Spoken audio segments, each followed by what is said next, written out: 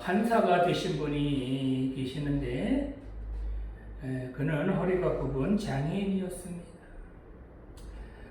어린 시절 그의 아버지는 술과 도박에 빠져 있었습니다. 아버지는 손가락까지 잘라봤지만 번번이 실패하고 다시 노름을 했습니다. 손가락이 다 잘려나가 손으로 화투를 잡을 수 없게 되었을 땐 대리자를 세워서 노름을 하기까지 했습니다.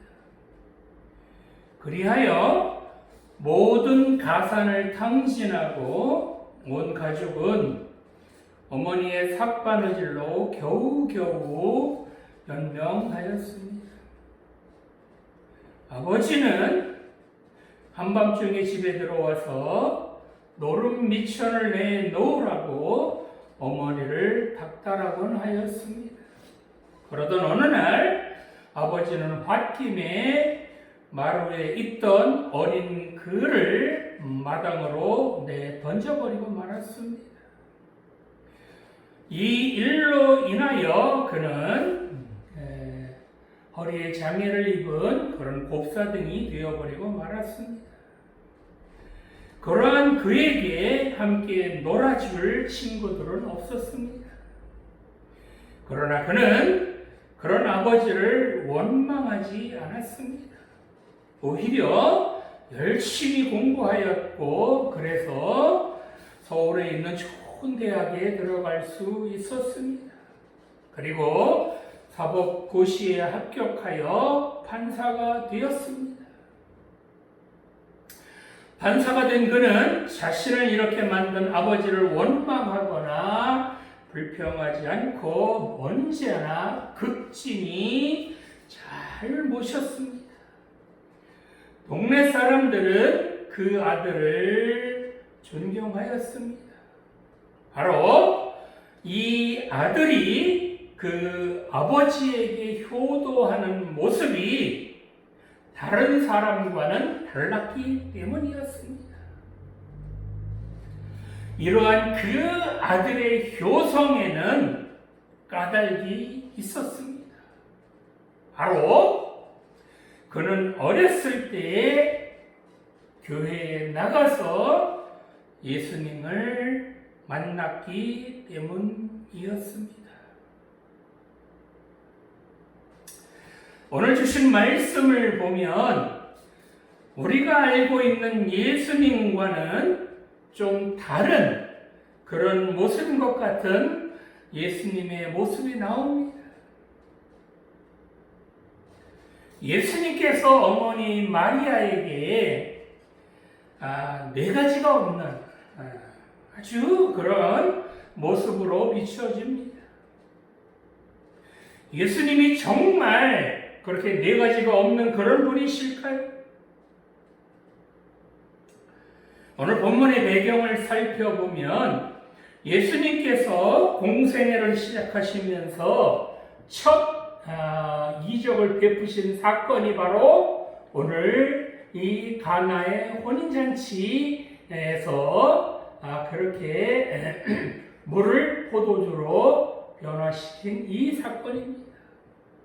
이 사건이 일어난 곳은 혼인잔치를 하는 집이었는데 하필이면 이 잔치집에 포도주가 떨어졌습니다. 잔치집에 포도주가 떨어졌다는 것은 큰 문제였습니다. 흥에 겨워야 할 잔치집에 근심과 걱정거리가 생겼습니다. 이처럼 잔치집에 위기가 닥쳤을 때 어떻게 해야 할까요?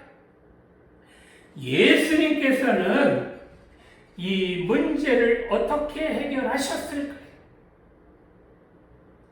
또한 오늘 본문에서 참된 효도가 무엇인지 한번 깊게 생각해 보셨으면 합니다.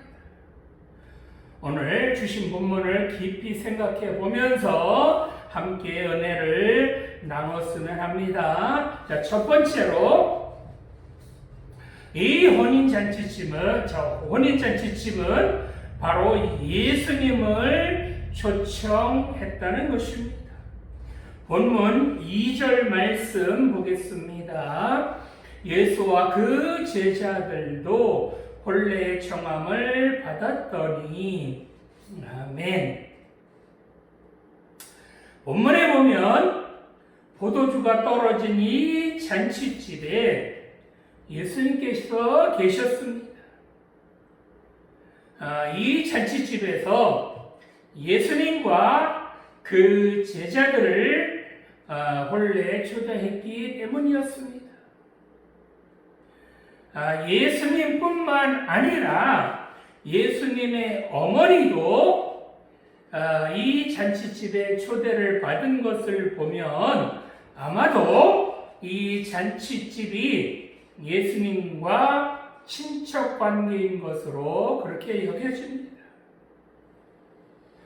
자, 그렇다면 이 잔치집에서는 왜 예수님을 초청했을까요? 본문 앞에 나오는 요한복음 1장을 보면 구약 성경에서 선지자들이 그렇게 예언했던 구원자, 그 구원자로 오신 분이 바로 이 예수님이시라는 소문이 그 온 동네에 퍼졌습니다. 이 잔치집의 주인은 이처럼 구원자라고 소문난 그 예수님을 자기 집으로 초청하고 싶었습니다. 아니, 그렇게 소문난 예수님, 구원자라고 소문난 그 예수님을 만나고 싶고 또 자기 집으로 모시고 싶은 것은 어찌 보면 당연한 것입니다. 예수님은 이 초청에 기쁘게 이제 승낙하시고 제자들과 함께 그 집으로 가셨습니다. 그런데 그 잔치집에 하필이면 포도주가 떨어집니다. 잔치집에 포도주가 떨어진다는 것은 손님에 대한 예의가 없는 것으로 아주 큰 신뢰를 범하는 것이었다고 합니다. 그런데 다행스러운 것은 포도주가 떨어진 그 잔치집에 예수님이 계셨다는 사실입니다. 그래서 예수님께서 그 잔치집에 포도주가 떨어진 문제를 해결해 주셨습니다. 이 잔치집에서 위기를 만났는데 그 위기를 극복하는 결정적인 요인, 그 요인이 바로 이 잔치집에서 예수님을 초청했다는 것입니다. 망신당할 수 있는 잔치집이 될 뻔했지만 잔치집에서 예수님을 초청해서 그 예수님이 잔치집에 계셨기 때문에 그 잔치집이 망신당하는 잔치집이 아니라 오히려 기쁨이 넘치고 부족함이 없이 차고 넘치는 그런 잔치집이 되었다는 것입니다. 그렇습니다. 우리는 언제 어디서 무슨 일을 당할지 알 수 없습니다. 그러나 오늘 이 잔치집의 주인처럼 이 주님을 주인으로 모신 인생은 어떤 어려움을 당할지라도 능히 그 주님께서 어려움을 이기게 해 주실 줄 믿습니다.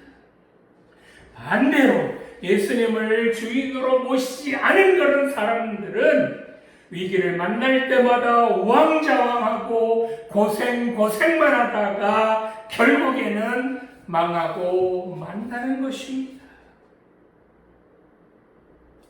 요한복음 1장 12절 말씀을 보면 영접하는 자 곧 그 이름을 믿는 자마다 하나님의 자녀가 되는 권세를 주셨다라고 말씀하셨습니다. 우리가 언제 어디서 무엇을 하든지 그 주님을 영접하시기 바랍니다. 그 주님을 여러분의 주인으로 초청하시기 바랍니다. 그러면 우리 주님께서 기꺼이 여러분의 주인이 되셔서 여러분을 도와주시고 여러분과 함께하여 주시고 여러분을 지켜주시리라 믿습니다.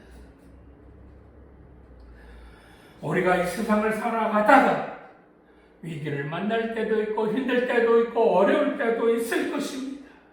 그럴 때마다 우리가 어떤 위기를 만날 때마다 우리 주님께서 우리와 함께 계신다면 그런 어떤 위기를 만날지라도 우리 주님께서 그 위기를 능히 극복하게 해 주실 줄 믿으시기 바랍니다. 우리가 살아가는 동안에 어떤 힘든 일을 만날지 알 수는 없지만 주님께서 우리와 함께 하신다면 그런다면 힘든 일을 만날 때마다 우리 주님께서 그 힘든 문제들 너끈하게 해결해 주실 줄 믿으시기 바랍니다.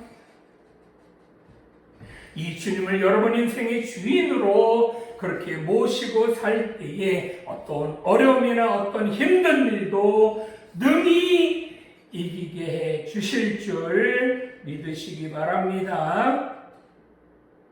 자, 두 번째로 어려운 문제가 있다면 바로 예수님에게 그 문제를 알아야 한다는 것입니다. 본문 3절 말씀 보겠습니다. 포도주가 떨어진지라 예수의 어머니가 예수께 이르되 저들에게 포도주가 없다 하니 아멘. 이스라엘에서는 보통 혼인잔치를 일주일 정도 그렇게 치른다고 합니다. 그런데 이 잔치집에 포도주가 떨어졌습니다. 잔치집에서 쓴 포도주는 알코올 성분이 약간 들어간 그런 아주 갈증을 해소하는 정도 그런 음료수로 쓰였다고 합니다. 이 당시 사람들은 포도주가 없으면 기쁨이 없다고 말할 정도로 잔치의 흥을 돋구는데 포도주가 꼭 필요한 필수품이었다고 합니다. 그런데 잔치집에 필수품이었던 이 포도주가 떨어졌습니다.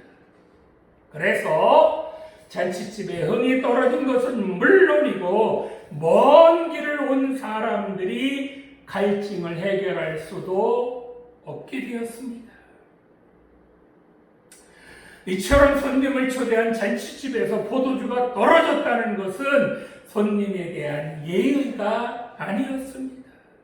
한마디로 이 잔치집은 망신을 당하게 되었습니다. 물론 어느 잔치집이나 문제는 있을 수 있습니다. 중요한 것은 어떤 문제를 직면했을 때 어떻게 대처하느냐, 그것이 문제입니다. 본문에서 마리아는 잔치집의 문제를 예수님에게 알렸습니다. 마리아는 왜 이런 잔치집의 문제를 예수님에게 알렸을까요? 마리아는 자기 뱃속에 잉태된 예수님이 어떤 분이시라는 것을 너무나도 잘 알고 있었습니다. 그래서 이 잔치집에 생긴 문제를 누구보다도 잘 해결하실 수 있는 분, 그 분이 바로 이 예수님이시라는 것을 너무나도 잘 알았기 때문에 그 예수님에게 이 잔치집에 생긴 문제를 가지고 나갔던 것입니다. 이런 마리아의 요청에 대해서 예수님의 대답은 뜻밖이었습니다. 4절 말씀을 보니까 뭐라 그래요? 예수님이 어머니 마리아를 보고 뭐라 그러죠? 여자여 라고 그러죠. 이 여자여라는 말은 자기 엄마를 낮추어 부르는 그런 건방진 말이 아니고 원래 황제의 아내에게 사용했던 단어로 상대방을 최고로 높이는 그런 존칭어였습니다. 또 나와 무슨 상관이 있나이까? 라는 말도 포도주가 떨어진 것이 예수님 자신과는 관계없다라는 그런 말입니다. 즉 포도주가 떨어지는 것은 주인에게 생긴 문제라는 것입니다. 그런데 왜 주인에게 생긴 문제를 왜 예수님 자신에게 가지고 왔느냐? 그렇게 묻는 것입니다. 더 나아가서 내 때가 아직 이르지 아니하였나이다 라는 이 말씀은 예수님께서 십자가에 죽으실 그때를 말씀하시는 것입니다. 즉, 이 말씀은 예수님께서 아직 죽으실 때가 아니다라는 그런 말씀입니다. 이 말씀을 종합해 보면 예수님께서는 어머니 마리아의 부탁을 들어줄 수 없다는 겁니다. 어찌 보면 예수님의 이런 대답은 그야말로 버르장머리 없는 그런 모습이었습니다. 이건 어머니에 대한 예의가 아닌 것처럼 그렇게 여겨집니다. 그런데 이런 예수님의 말씀에 어머니 마리아의 반응은 또 뜻밖이었습니다. 보통 사람 같았으면 야, 너는 내 아들이잖아 임마. 엄마의 부탁인데 뭐 그거를 그렇게 냉정하게 거절하니? 이렇게 반응할 수도 있었을 것입니다. 그러나 마리아는 예수님의 거절에도 불구하고 하인들에게 이렇게 말합니다. 예수님께서 무슨 말씀을 하시든지 그대로 하라 라고 지시를 합니다. 즉, 이 말은 예수님께서 자기의 부탁은 거절하셨지만 마리아는 포기하지 않았다는 것입니다. 언젠가는 자신의 부탁을 예수님께서 들어주실 것을 믿었다는 것입니다. 이 마리아의 믿음대로 문제가 해결되었습니다. 성도 여러분, 오늘 여러분에게 문제가 있으십니까? 포도주가 떨어지셨습니까? 그렇다면 우리 주님께 기도하시기 바랍니다. 여러분에게 문제가 생겼을 때 세상에서 해결하라고 하지 마시고 먼저 점쟁이 찾아다니지 마시고 제일 먼저 해야 될 것은 바로 주님께 무릎 꿇고 기도하시기 바랍니다. 여러분의 문제를 제일 먼저 주님께 아뢰시기 바랍니다. 그럴 때 주님께서 여러분의 문제를 해결해 주실 줄 믿으시기 바랍니다. 기도는 바로 문제를 해결하는 열쇠라는 것을 명심하시기 바랍니다. 기도할 수 있는데 왜 걱정하십니까?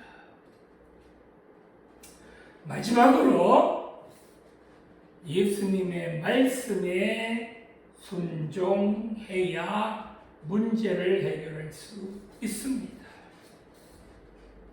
본문 7절 말씀 보겠습니다. 예수께서 그들에게 이르시되 항아리에 물을 채우라 하신즉 아귀까지 채우니. 아멘. 예수님께서는 정결례를 행하는 6개의 돌 항아리에 물을 채우라 라고 명령하셨습니다. 이 돌 항아리 하나에 보통 120리터 정도 들어가는 그런 큰 항아리가 6개였었으니까 아마도 계산해 보면 한 700리터가 넘죠. 아주 많은 양이었습니다. 유대인들은 보통 신발을 신고 다니지 않기 때문에 발이 지저분할 수밖에 없을 겁니다. 또 기후도 매우 더워서 땀이 많이 나기 때문에 몸에서 냄새가 많이 날 수밖에 없습니다. 그래서 이처럼 초청을 받은 집에 들어가려면 반드시 그 집 문 앞에 있는 정결례 항아리에서 손과 발을 씻어야만 그 집 안으로 들어갈 수 있었다고 합니다. 즉, 잔치집으로 들어가려면 이 항아리에서, 즉, 문 앞에 있는 이 돌 항아리에서 손과 발을 씻는 것이 통과 의례였다고 합니다. 본문에 보면 예수님께서 두 가지를 명령하시는데, 첫 번째 명령은 정결례를 행하는 항아리에 물을 채우라는 것입니다. 아니, 포도주가 떨어졌는데 왜 정결례를 행하는 항아리에 물을 채우러 가시는지 이해가 되지 않을 수 있습니다. 그래도 하인들은 이 예수님의 말씀에 순종해서 그 6개의 항아리에 물을 가득 채웠습니다. 그런데 예수님의 두 번째 명령인 떠서 연회장에게 갖다 주라라고 하신 말씀은 순종하기가 정말로 쉽지는 않습니다. 이 하인들이 떠서 연회장에게 갖다 주는 물, 그 물은 어디서 떠온 물이죠? 바로 더럽고 냄새나는 손과 발을 씻었던 정결례 항아리에서 떠다 주는 물이었습니다. 그런데 하인들이 이 물을 떠다 주었을 때 어디서 이런 더러운 물을 떠왔느냐, 어서 이렇게 냄새나는 물을 떠왔느냐 라고 욕을 먹고 정말 망신을 당할 수도 있었습니다. 아무리 어머니 마리아가 예수님께서 무슨 말씀을 하시든지 그대로 하라 라고 했어도 그렇게 쉽게 순종하기는 어려웠습니다. 그런데 이 하인들은 예수님의 말씀대로 순종합니다. 이해되지도 않고 순종하는 것이 쉽지는 않았지만 예수님의 말씀대로 끝까지 순종합니다. 이렇게 예수님의 말씀에 순종했더니 이 하인들의 손에 들려있던 그 더러운 물이 포도주로 변하는 기적을 체험합니다. 예수님의 말씀에 순종했더니 욕을 먹고 망신을 당하는 것이 아니라 오히려 이렇게 최고로 맛있는 포도주가 어디서 났느냐라고 칭찬까지 받게 되었습니다. 그렇습니다. 기적은 이처럼 순종할 때만 경험할 수 있습니다. 먼저 말씀에 순종할 때에 기적을 체험하는 것이지, 말씀을 들어보고 나서 계산해보고 따져보고 나서 그래서 순종하는 것은 순종이 아닙니다. 이해되지 않을수록, 어려움을 당할수록, 위기를 당할수록, 그럴 때일수록 말씀에 즉각적으로 순종하면 능히 그 어려움을 이길 뿐만 아니라 그 순종을 통하여 기적을 체험하게 될 줄 믿으시기 바랍니다. 이렇게 순종했더니 더러운 물이 변해서 정말 기가 막힌 가장 최고의 포도주로 변하는 그런 기적을 체험하게 됩니다. 이처럼 물이 포도주로 변했다는 것은 바로 본질을 변화시켜 주셨다는 것입니다. 그렇습니다. 우리 주님께서는 아무리 더럽고 냄새나는 죄인일지라도 능히 그 죄를 깨끗하게 씻어 주시어서 의인으로 만들어 주신다는 것입니다. 아무리 성질이 더럽고 못된 그런 녀석일지라도 주님께서 그 사람의 본질을 완전히 바꾸어 주시어서 하나님께서 기뻐하시는 자녀로 새롭게 변화시켜 주실 줄 믿으시기 바랍니다. 아무리 용서받을 수 없는 죄인일지라도 이처럼 주님을 만나기만 한다면 의인으로 바꾸어 주실 줄 믿으시기 바랍니다. 자, 여기서 한 가지 생각해 봐야 될 것이 있는데, 예수님께서는 왜 정결례를 행하는 그 항아리에 물을 채우라고 하셨을까요? 이 항아리는 무엇을 할 때 사용하는 것이라고 했습니까? 바로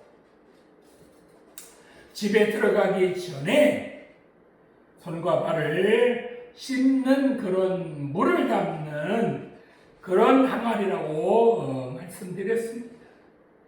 그런데 이 항아리에 담았던 물이 무엇으로 변했다고요? 바로 포도주, 즉 우리 사람의 피 색깔과 같은 그런 포도주로 변했다는 것입니다. 이 혼인잔치에 초대된 사람들은 이 항아리에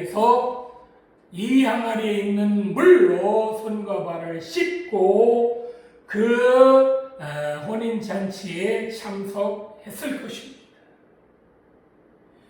마찬가지입니다. 자, 우리 성도들이 죽으면 어디로 가죠? 우리들이 죽으면 천국 혼인잔치를 치르고 영원히 하나님 나라에서 그렇게 영원히 살 줄 믿습니다.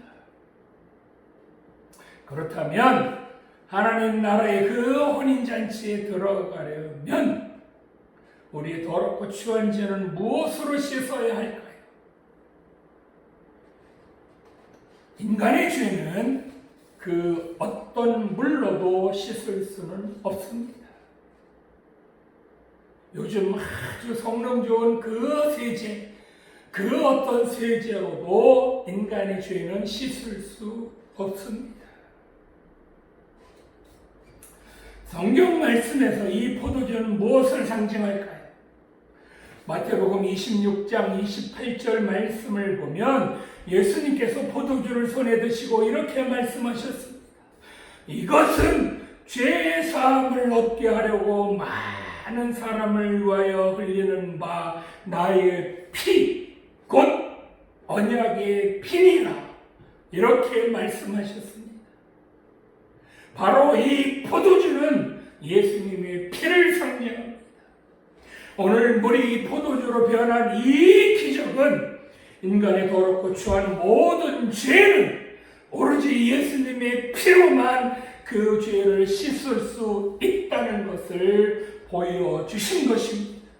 혼인잔치집에 들어가려면 반드시 물로 손과 발을 씻어야 그 잔치집에 들어갈 수 있는 것처럼 이제 천국 혼인잔치집에 들어가려면 예수님의 피로 우리 죄를 씻어야만 천국 혼인잔치집에 들어갈 수 있다는 것을 미리 보여주신 것입니다.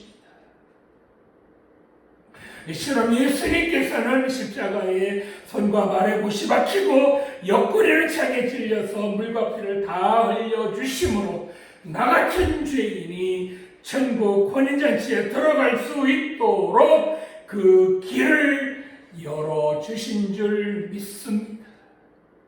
이 주님께서 십자가에 피 흘려주심으로 나 같은 죄인이 천국에서 예수님과 혼인할 자격을 얻게 된 줄 믿습니다.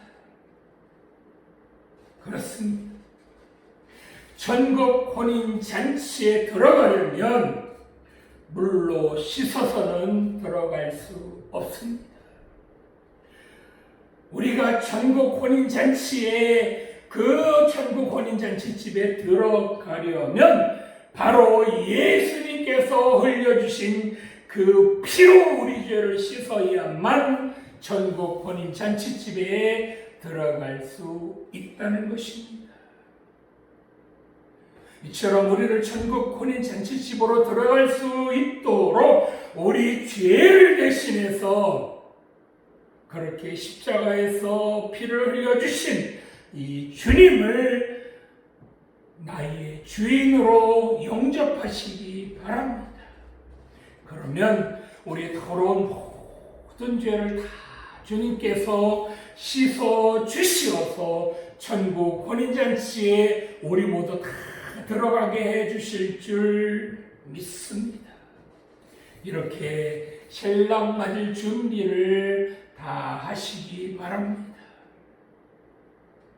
자, 오늘 주신 본문에 보면 예수님께서는 자기에게 맡겨주신 사명을 하나 둘 그렇게 완수해 가신 모습을 볼 수 있습니다. 하나님의 때가 아니면 아무리 능력이 많으셔도 그 능력을 나타내지 않으셨고 어머니에게조차도 냉정하게 대하시는 것처럼 그렇게 보이기도 하셨습니다. 주님께서는 이처럼 하나님께서 주신 사명을 뚜벅뚜벅 한 걸음 두 걸음 그렇게 묵묵히 걸어가셨습니다. 그렇습니다. 참된 효도란 바로 자녀된 우리가 하나님의 뜻대로 하나님의 말씀대로 사는 것, 이것이 바로 참된 효도인 줄 믿습니다. 앵번방 같은 것을 만들어서 돈다발을 안겨드리는 것, 그것이 효도가 아니고 사기치고 도둑질해서 부자가 되는 것, 그것이 효도가 아니라 또한 자칭 내가 예수다, 내가 구원자라고 하면서 사이비 이단의 교주가 되는 것, 그것이 효도가 아니라는 것입니다. 우리 부모님들이 원하시는 효도란 바로 자녀들이 하나님의 말씀대로 사는 것, 하나님의 뜻대로 사는 것, 그것이 바로 참된 효도인 줄 믿습니다. 오늘 예배드리시는 성도 여러분, 여러분의 부모님에게 효도하시기 바랍니다.